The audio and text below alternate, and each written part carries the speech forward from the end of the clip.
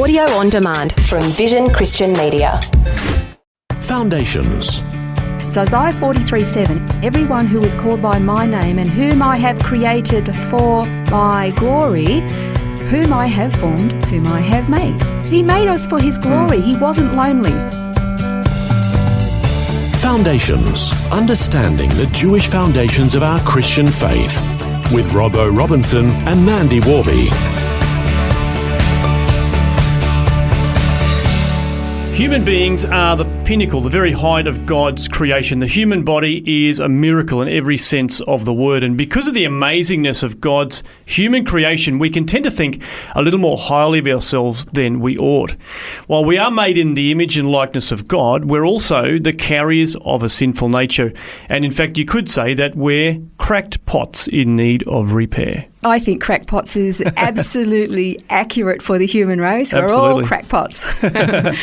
I want to read a couple of verses straight out of Genesis chapter 1 and Genesis chapter 2, and they're kind of a bit paradoxical. Genesis 1:27 says, God created man in his own image. In the image of God, he created him, male and female, he created them. You kind of go, wow, human beings created in the image and likeness of God. That's amazing. And then in Genesis chapter 2, it says, and then the Lord God formed man from the dust of the ground, and he breathed into his nostrils the breath of life, and he became a living being. So we're the image and likeness of God, or we're dirt. One or the other. They kind of sound a bit like a paradox, a contradiction. But not really. Yes, we are created in the image and likeness of God. And the real key to understanding that is said that in Genesis 2:7 that God breathed into him and he became a living being. And that's the difference. That's the thing that actually sets human beings apart from the rest of the animal world, and the human and the creation of nature, all the animals and everything else. We are uniquely different because there's a spirit living inside of us, rather than just a soul or plants just doing their thing. Exactly. Yeah, we have this living spirit within inside us that was breathed in by God Himself. Now, when you look at Adam, the first man, Bible dictionaries tell you that his name means red. Well, that's Edom, which is where we get the name Esau from, which is red. So Adam is Adam or Edom, they're related. But if you look a little deeper at the name of Adam, it kind of means acre man, as in an acre of land or working the land. So this is a man who produces agricultural crops. And the funny thing is that the ground, the Hebrew word for ground is Adamah. So Adam was created from the Adamah, and Adam worked the Adamah, and then when he dies, he returns to the Adamah. So it's like really, it's kind of interesting when you sort of, I think that's really fun. But God breathes into him and he becomes this living being. Now, there was an 18th century rabbi, and he said this: a person should always carry 2 slips of paper, one in each pocket. On one it should be written, the world was created for my sake. And on the other it should say, I am but dust and ashes. And on the days when we're feeling really discouraged and worthless, we should read the first one, the world was created for my sake. And when we're feeling a bit full of ourselves on other days and a bit overwhelmed with our own self-importance, we should read the other one that says, I'm just dust and ashes.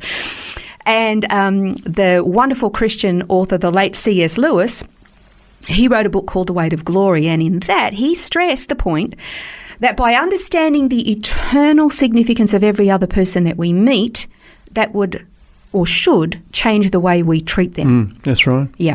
Now, every single person has the potential or possibility of being somebody of great renown. Okay, you could be a politician or an artist or a musician or an author or a movie star or a scientist. You could develop a cure for cancer, and that would all be well and fine and good, but along with that notoriety comes responsibility and a lot of adoration. And along with all that adoration, you start to feel like you're pretty hot stuff, and people can then treat those people like they're little gods and goddesses, almost as if they're, some divine person. I mean, look at when Barack Obama came to power, people were treating it as though it was the second coming. Okay, look at the way sportsmen and women are treated like heroes. Movie stars, my goodness, anybody would think they could walk on water the way they're treated sometimes. But they say or do something stupid and they fall from grace, and next thing you know, they're nothing, they're worthless, they're getting lots and lots of bad press, and it's gone global, virally in an hour or so on YouTube. There's a few words that we say a lot, that we focus on a lot in our language. I'm going to go through some of them and tell me if you can see what the common denominator is, all right? Self-awareness, self-assurance, self-belief, self-confidence, self-worth, self-love, self-promotion, self-reliance, self-respect, self-esteem, self-seeking, self-sufficient, self-importance, self-improvement, self-satisfaction, self-actualization, self-indulgent. Any theme coming here? Just give me another few seconds. It's coming to me. Clearly it's that little dash in the middle that's the same on all of them, isn't it? Well, possibly the first word, maybe. Oh, Self. of course. I know what you mean. I mean, honestly, Robbo, don't you know who I am? You know, I know who I am, and everybody else should know who I am. Absolutely. We live in a very self-focused society, and we are the centre of our own universe, and we often don't understand why we're not the centre of everybody else's. Yeah. We have this thing in our psyche that's come basically from pop psychology that says self is absolutely paramount. However, we think, and I've heard this preached quite a few times, it says that why did God create us? He created us because he was lonely. Really? God, who is self-sufficient and is in perfect harmony and unity and fellowship within the Godhead, needed to create human beings that he knew were going to rebel and sin and cause him nothing but heartache, and he did it because he was lonely? I don't think so. Very flawed theology, isn't it? Well, yeah, and there's nowhere in the Bible that says that or even infers that. Listen to this. This will tell you why he created us. It's Isaiah 43:7. Everyone who is called by my name and whom I have created for my glory, whom I have formed, whom I have made. He made us for his glory. He wasn't lonely. He doesn't need us. Yeah. He created us for his glory, but we are benefited by knowing him. For being created, we get the benefit, he gets the glory. He's not lonely. Yeah. We need to dispel that from it. He's not lonely. Absolutely. So man was created in God's image so that we would stand out from the rest of creation.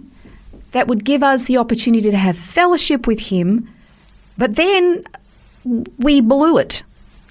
And we are now this sinful, broken, cracked pots who are thinking far too highly of ourselves. I would like to suggest that we read Psalm 139, the whole psalm. It's too much to read now, but just a little bit in Psalm 139, and where the psalmist says, Lord, you've searched me, you've known me, and you know when I sit down, when I rise up, you understand my thoughts from afar, you scrutinize my path and my lying down, you are intimately acquainted with all of my ways, and even before a word is on my tongue, behold, Lord, you know it all. You've enclosed me behind and before and laid your hand upon me.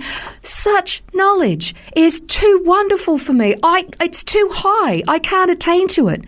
You know, we've mentioned this before. Very often what we do is we elevate ourselves through all of our self words that I mentioned before, but we humanize God to the point where we bring him down to our level. And so there's the gap. Is actually not that big anymore. Yeah.